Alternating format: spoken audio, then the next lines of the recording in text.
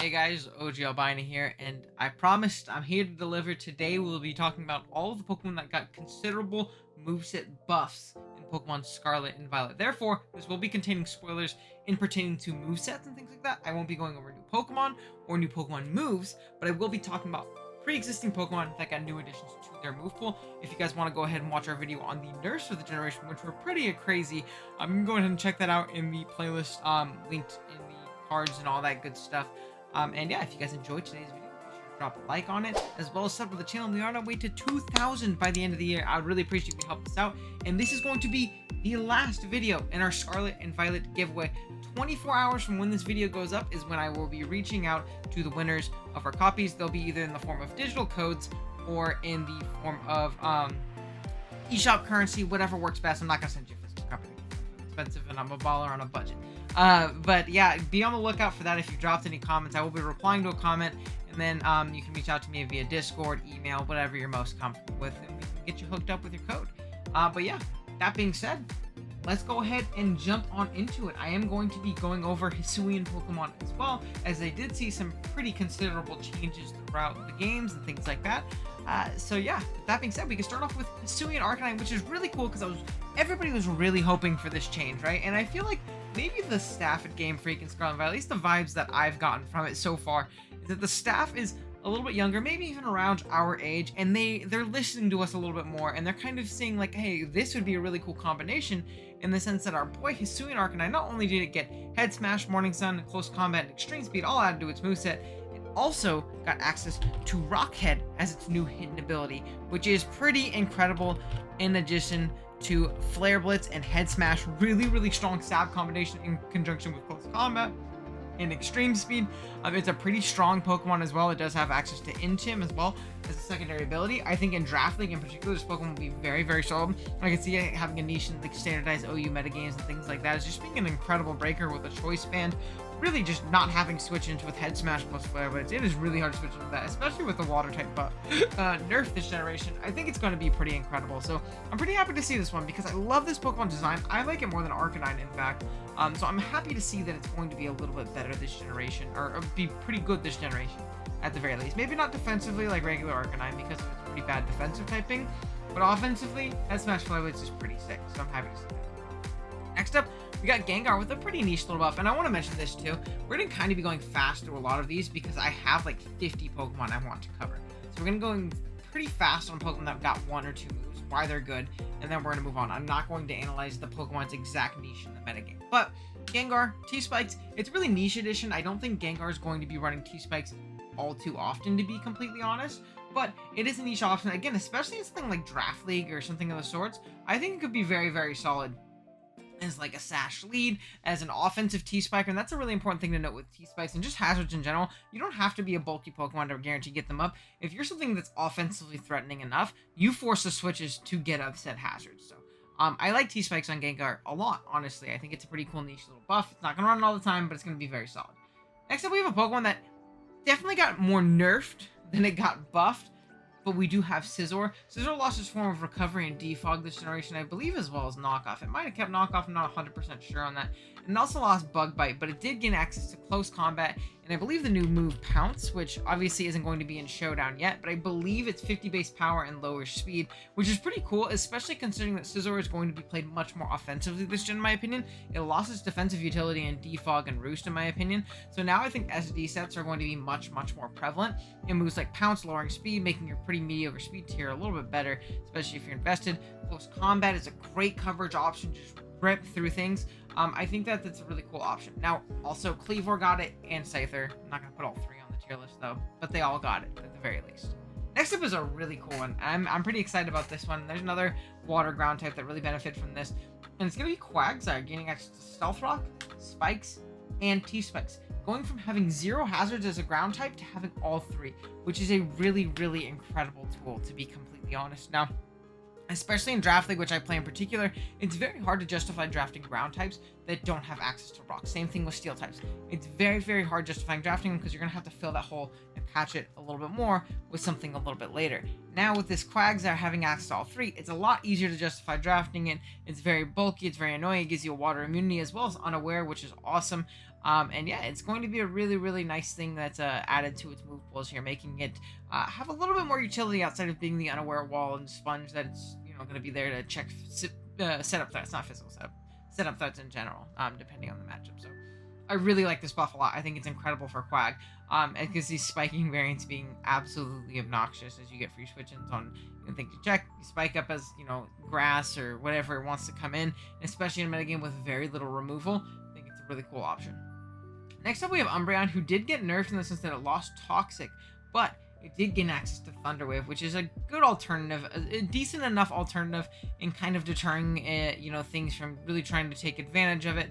You're still going to have to, like, sub or taunt or something like that to get around it, T-waving you, parrying you, and kind of putting you out of commission there for a little bit, or at least nerfing your speed and, helping something else come in and revenge you afterwards.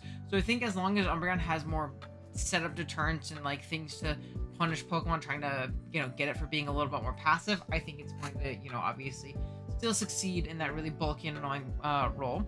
I'm not the biggest Umbreon guy in the world. I think I've made that plenty clear over the past, but it is unbelievably bulky and very annoying, so it's good that it gets to continue to function in this form.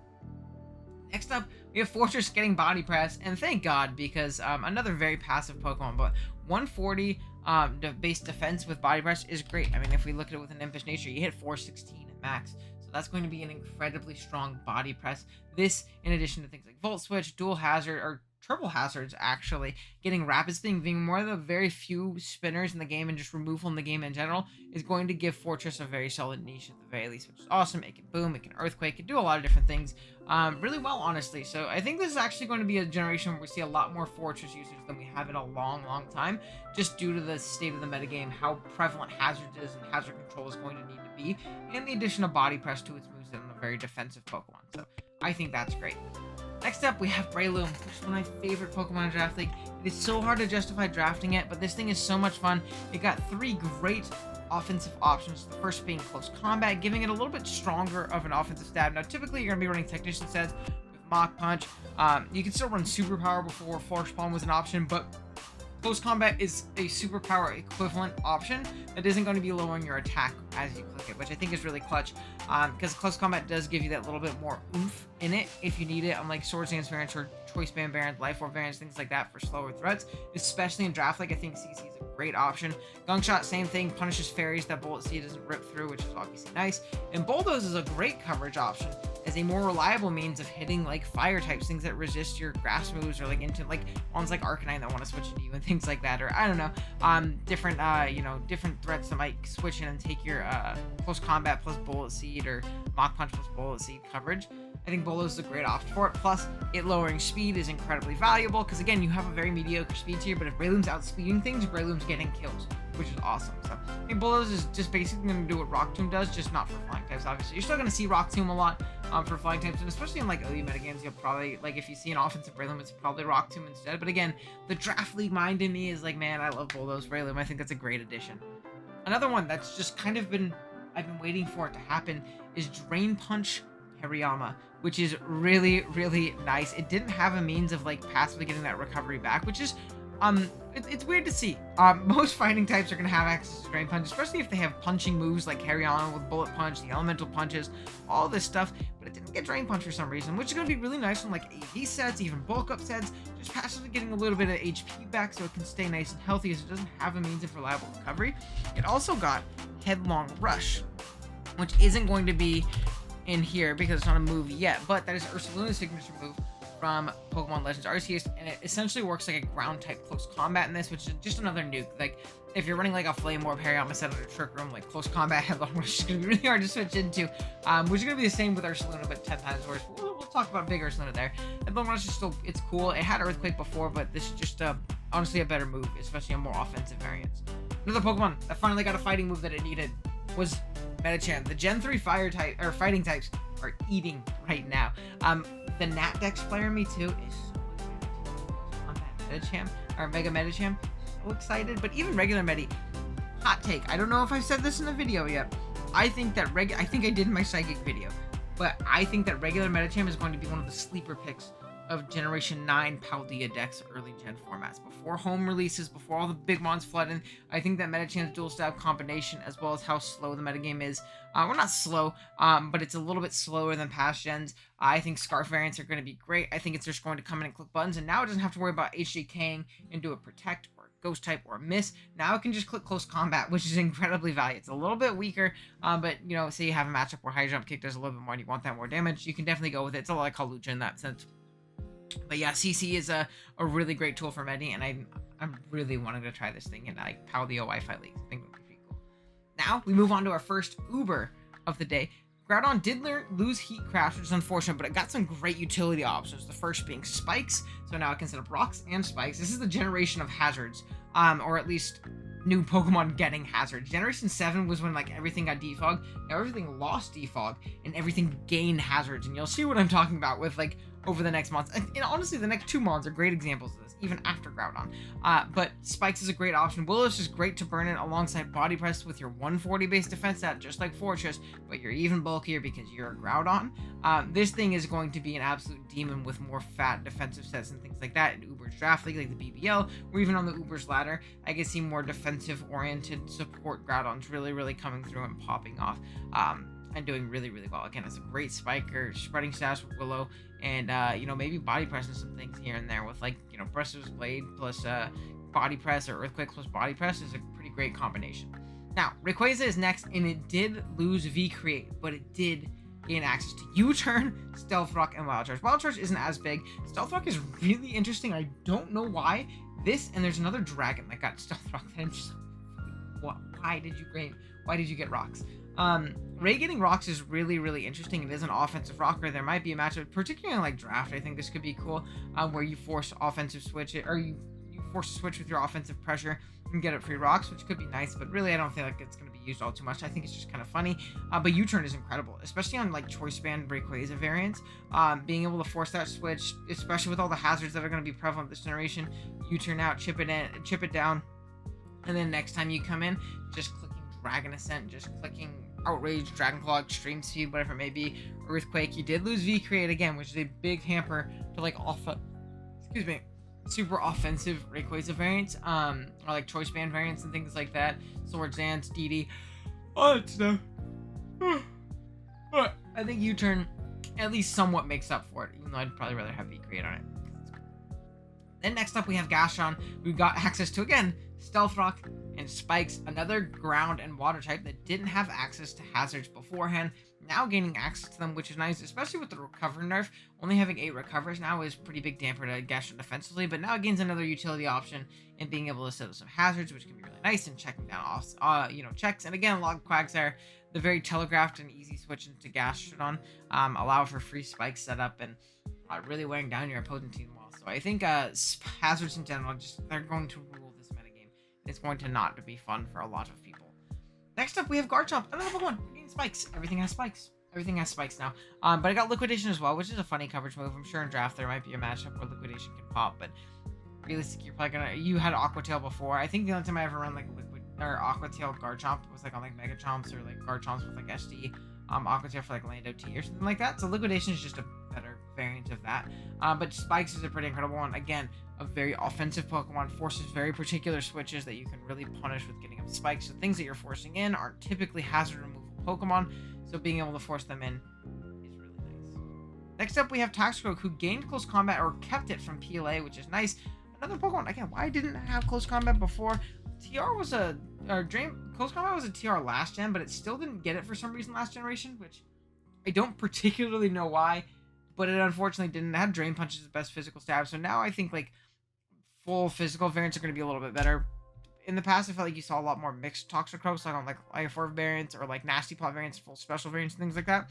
Now I feel like physically offensive,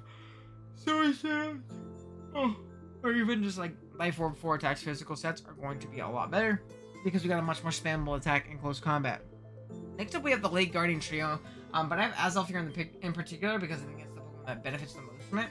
They got a signature move from PLA that was kind of transitioned over here. I think it was from PLA, but it got transitioned over here now. And Mystical Power, which isn't in the builder yet. What Mystical Power does, it is a base 8 in reading on the side. It is a base 80 special stab move that increases the special attack guaranteed. So it's, I want to say like a psychic fiery dance, but it guaranteed boosts your special attack. So it's not even, it's better than fiery dance, which I think could be really cool on like Life Orb Azelf variants. A Pokemon that forces very particular switches. Say you're in with a fight attack. Say you have a Hitmonchan and I have my Azelf in. You're in range of my psychic move, so you switch out into a Metagross that you have in the back. It's a little bit chipped. I got some hazards because everything gets spikes up this generation. I click Mystical Power. I don't do that much to your 4 times, which is Metagross, but now I got +1 special attack. Life Orb. I'm not click Nasty Plot no more. I just hit you with that Mystical Power. You've taken the chip, and now you're in range of a +1 Fire Blast and you drop, which I think is awesome. So I'm really, really excited for Azelf here. I think it gains the most from that move. I think Lixie is still a little bit too defensive to really punch with it. Mesprit a little bit. Maybe there's certain niche matchups with draft where Mesprit can take advantage of it. But I think Azelf is the biggest benefactor of a move like this to its arsenal because of how offensive it is. Next up, we have Hisuian Samurott, which got a new ability in this game. Man, should I talk about this? Okay, I'm gonna give you a 3-second warning because this is kind of important to its buffs and things like that. So I'm gonna give you 3 seconds. If you don't want to hear about Hisuian Samurott, skip ahead because I'm gonna be talking about a new ability. 3, 2, 1. It has a new ability called Sharpness, which basically boosts the power of cutting moves. Which is going to be really, really awesome for a Pokemon like Samurott with access to moves like Sacred Sword, blah, blah, blah, things like that, as well as its signature move, Ceaseless Edge, which isn't going to be in here right now, but it's a Dark-type move that I believe is boosted by it, that also sets up spikes when you attack with it, which again, more spikes, woo! It also has access to Knockoff, and Knockoff is a very, very limited tool in this generation. So having a Pokemon with Knockoff is going to be inherently valuable. It gets Sucker, it gets Liquidation, obviously. I believe it gets Aqua Jet still. Bagglehorn, Drill Run was a new addition to it. It gets Swords Dance.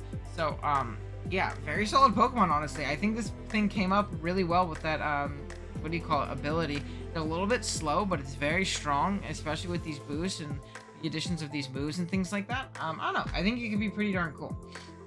Next up, we have Hisuian Lilligant, which does have access to its signature move in Victory Dance, which again, is not going to be on here. But what Victory Dance is physical Quiver Dance, which is really darn cool in conjunction with its setup plus its stabs, assuming it gets like close combat and Leaf Blade, and then like let's say some kind of rock move or ice move or something like that.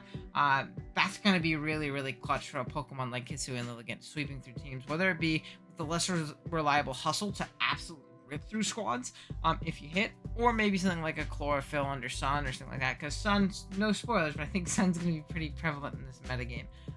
So yeah, that's obviously a pretty cool Pokemon here. I think Hisuian Lilligant's going to be a big, big demon for a lot of teams to try and deal with over the course of the game.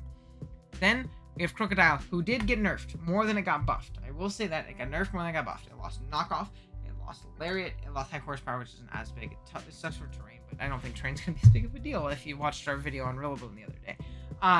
But it did give access to Gunk Shot, and I think that's pretty cool. For defensive fairies, like in past generations, you might see like a Clefable want to switch in on Crocodile and take on 2 Earthquakes. Now you switch in, you die to Earthquake plus Gunk. You might even die to Knockoff plus Gunk if I'm offensive enough, or depending on my item, if I'm like a Life Orb, Crazy Crook, or something like that. I think Gunk Shot's a really cool tool added to its arsenal for the fairies that would pester its Dark-type stab before. Now, well, I mean, I said knock, but I can't knock anymore, but I do have access to Crunch, which is nice.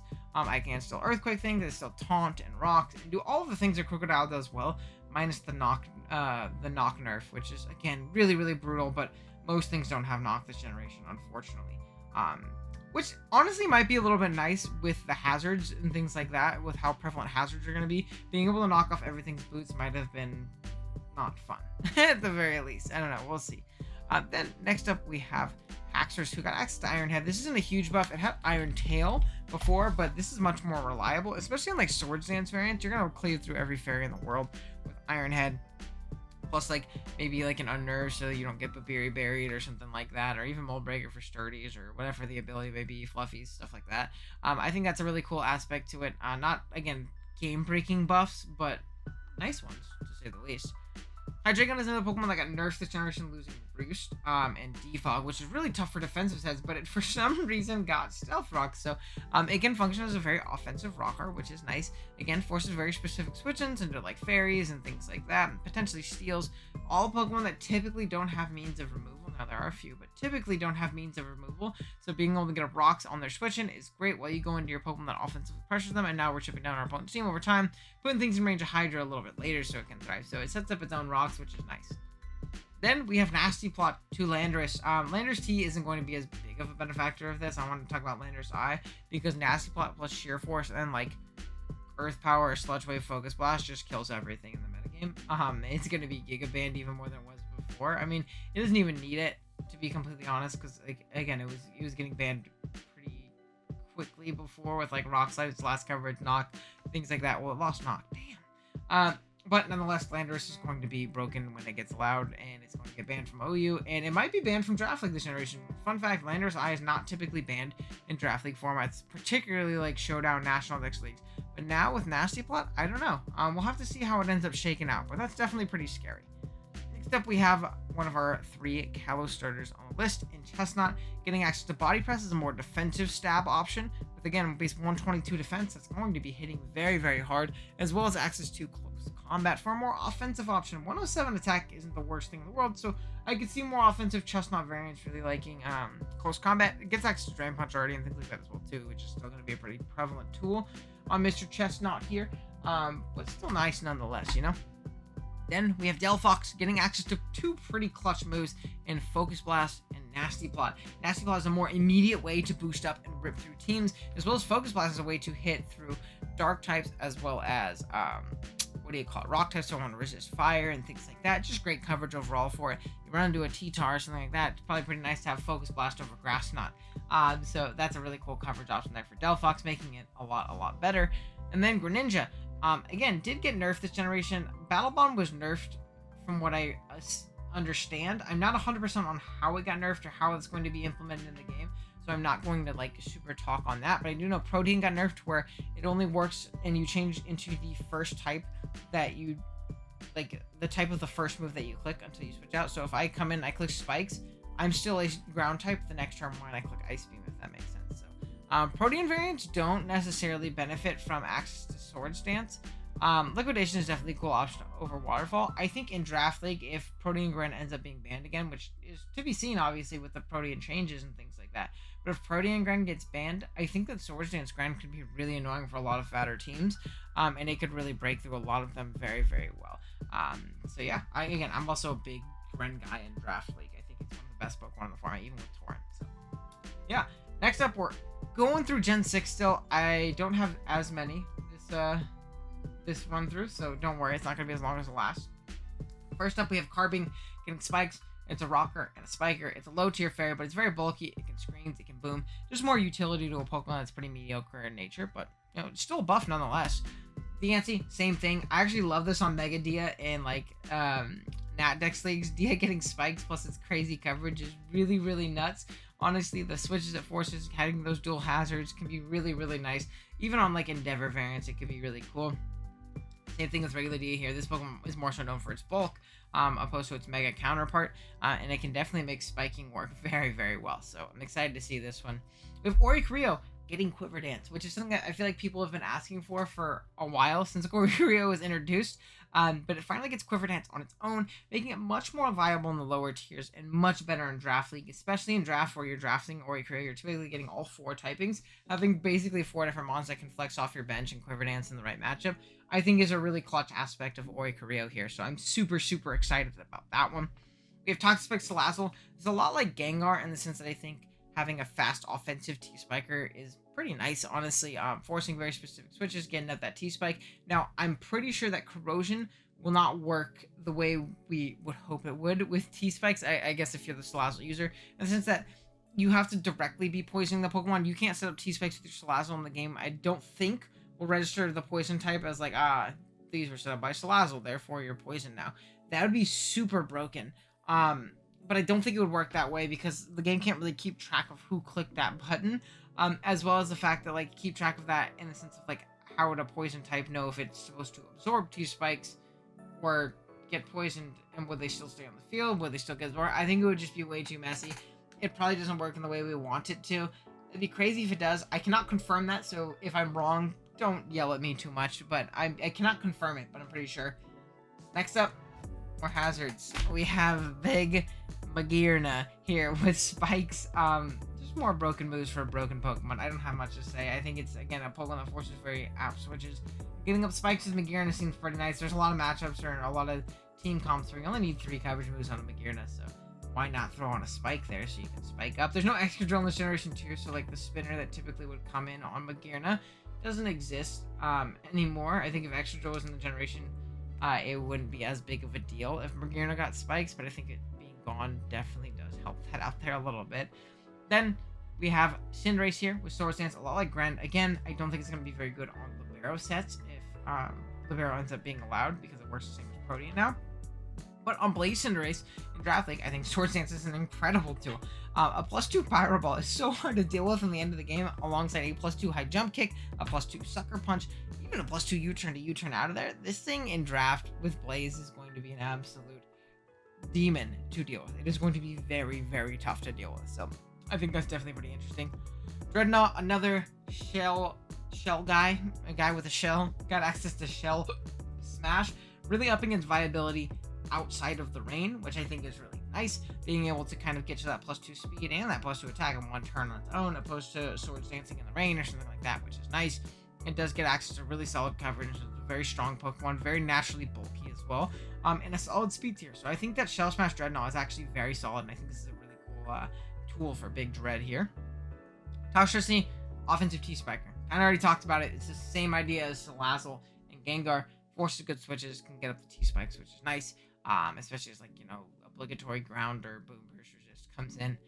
Then we have Grimmsnarl with Prankster Parting Shot, which is a really, really clutch tool for Grimmsnarl.